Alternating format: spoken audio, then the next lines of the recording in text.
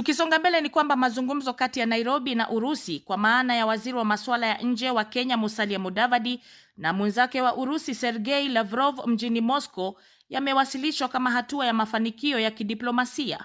Kwa juu kauli kwamba Wakenya hawataandikishwa tena kupigana katika vita vya Russia Ukraine inaonekana kama ushindi. Hata hivyo, chini ya matamshi hayo ya matumaini, kuna taswira tata zaidi ambayo inaibua maswali mazito kuhusu iwapo Kenya ilifanikiwa kulinda kikamilifu maslahi ya raia wake, hususan vijana wanaohangaikia kazi hadi kuchukua kazi ambazo pia zinakuwa na hatari. Tahariri ifuatayo ya Shisia Wasilwa inaangazia kwa kina mazungumzo hayo. Kimsingi, makubaliano hayo yanagusa upande mmoja tu wa tatizo. Kuzuia uandikishaji mpya ni hatua muhimu, lakini si suluhisho kamili.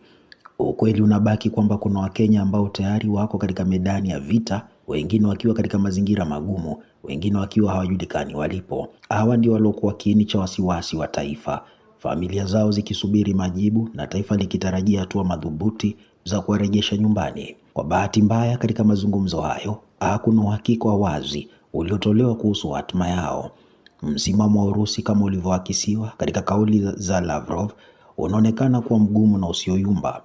Kwa kusisitiza kwamba wale waliojiunga walifanya hivyo kwa hiari, Urusi inaweka msingi wa kisheria unaofanya hivi vigumu kwa Kenya kushinikiza kurejeshwa kwao. Katika muktadha wa kijeshi, wanajeshi waliotia saini mikataba huwa chini ya nidhamu kali ya jeshi, ambapo kujiondoa si jambo la hiari. Hapo ndipo diplomasia inakutana na ukuta wa halisia wa kivita. Kwa upande wa Kenya, tahadhari inaonekana kuchukua nafasi ya msimamo mkali.